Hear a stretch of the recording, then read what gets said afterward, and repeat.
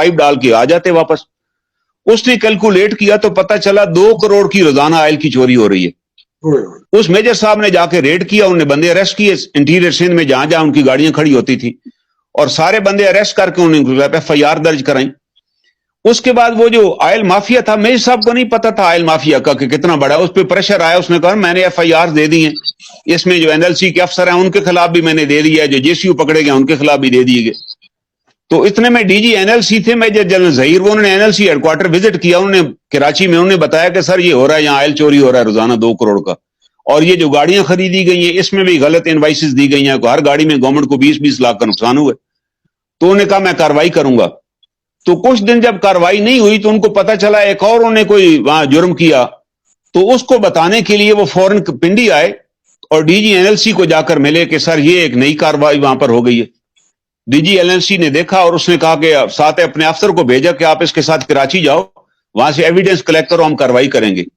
वो जैसे ही एयरपोर्ट पे उतरे और बाहर निकले तो वो जो 7 अफसर था उसने उसको अरेस्ट कर लिया, उसके सर के ऊपर ब्लाइंड फोल्ड किया, उसे ब्लाइंड फोल्ड के उसको लापता कर दिया मेजर को, और नतीजतन मेजर साहब को ले जाके अपने उन्हें किसी सेल में डाला। उसको इतना टार्चर किया गया कि तुम्हें जब बता दिया गया था कि तुमने इस पे बस FIR करा दिया, अब आराम करो, why you went to the DG ने ही बंदे भेजे थे साथ, और उसमें उसको इतना टार्चर किया गया कि ही लॉस्ट हिज सेंसेस, और इतनी क्रिटिकल कंडीशन में फिर जब उन्होंने देखा कि ये तो बंदा, पहले प्राइवेट किसी हॉस्पिटल में दिखाया, उसने भी जवाब दे दिया कि ये तो मर जाएगा, उन्हें जाके PNS शिफा में उसे दाखिल कर दिया, वहां उन्होंने देखा कि क्रिटिकल कंडीशन में है।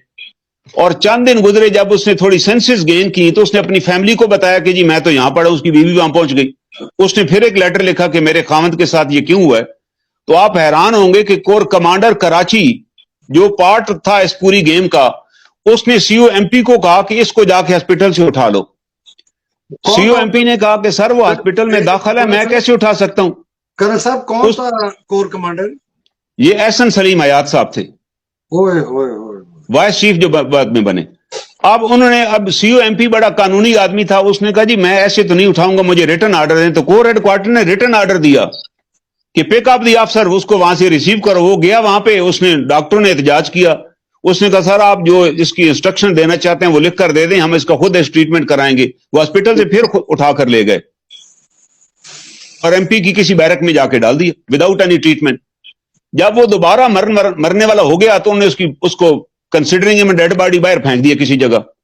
और अल्टीमेटली वो जो सिपाही फेंकने गए थे ना, उनमें से किसी सिपाही ने दोबारा NLC से राब्ता किया, वहां उसकी फैमिली का एड्रेस लिया, उसकी मिसेस को जाके बताया कि आपका मियां तो वहां पड़ा हुआ। वो फिर बेचारी आई, उठाकर ले गई और उठा के अपने गांव लोधरा चली गई।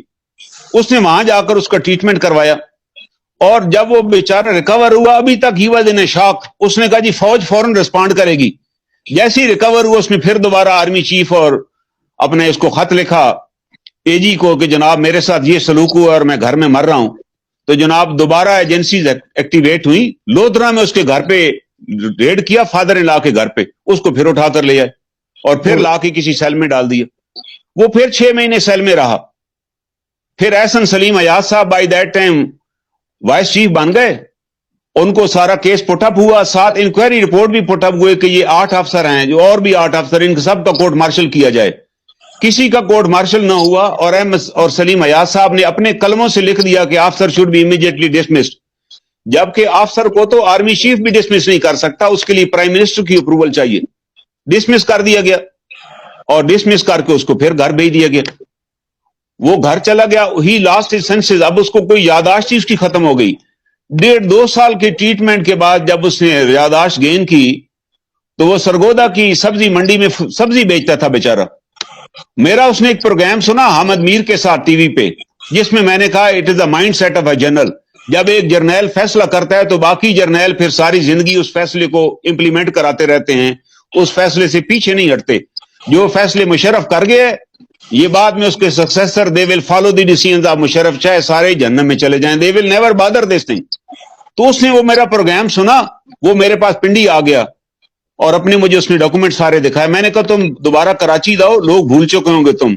वहां से जाके PNS शिफा से और MP की यूनिट से सारा रिकॉर्ड इकट्ठा करो। वो सारा रिकॉर्ड लेकर आ गया।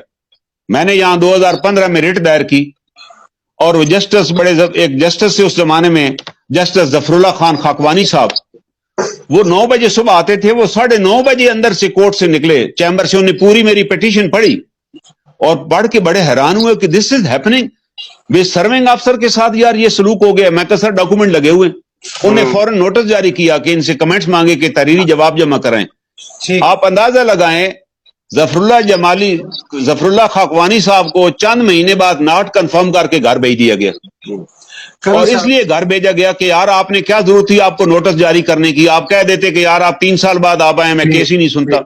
آج 2023 ہو چکا ہے, 8 سال ہو چکے ہیں, وہ کیس لگتا ہے کورٹ کے اندر, لیکن اوپر سے کیونکہ چیف جسٹس بیٹھے ہوئے امیر حسین بھٹی صاحب, وہ آرمی کا کوئی کیس ہو تو انسٹرکشن آ جاتی ہے جج صاحبان کو, اور جج صاحبان معذرت کر لیتے ہیں کہ ہم بعد میں سنیں گے اس کیس کو. 8 سال سے وہ افسر جو ہے سرونگ افسر آف دی پاکستان آرمی, جس کو ڈسمس کرنے کے لیے پرائم منسٹر کی پرمیشن چاہیے, اس کو وائس چیف احسن سلیم ایاد جو کہ خود ملزم تھا کیونکہ 2 کروڑ میں ان کا بھی حصہ ہوتا تھا اور مشرف صاحب کا بھی حصہ تھا, کیونکہ میجر جنرل ظہیر کو 5 سال کے لیے NLC کا چیئرمین لگایا گیا. اور مزے کی بات ہے, میں نے اس کے خلاف بھی ایک انکوائری رپورٹ جمع کرائی, جی ایس کو بھی لیٹر لکھا, 1 منٹ سر, اور چیئرمین نیب کو بھی لکھا. اس کی انکوائری ہوئی پھر, اور یہ انکوائری کی جنرل لودھی صاحب نے, اور لودھی نے ریکمینڈ کیا کہ 4 جرنیل ذمہ دار ہیں NLC کی کرپشن کے, کاروائی ہونی چاہیے. پھر بھی کاروائی نہیں ہوئی, ان کو بچا لیا گیا. چیئرمین نیب نے بھی نوٹ. کرنل صاحب ہمیں تو ایک بڑی کلیئر بات سمجھ آ گئی آپ کے اس بیانیے سے. پہلے یہ چھپے چھپے ہوتے تھے, اب یہ کھل کے آ گیا کہ نہ یہ فوج کی جو ہائی کمانڈ ہے اور یہ نہ یہ فیسسٹ ہے, ٹوٹلیٹیرین ہے, ایک ظالم ہے, ایک قبضہ گروپ ہے, لیکن یہ اس سے بڑھ کر ان کی کرپشن کی حد انتہا یہ ہے کہ یہ اپنے بھائیوں کو جو کہ ان کے ساتھ پیٹی بند بھائی ہیں, اگر وہ ان کے خلاف آواز اٹھاتے ہیں تو یہ ان کو بھی نہیں چھوڑیں گے.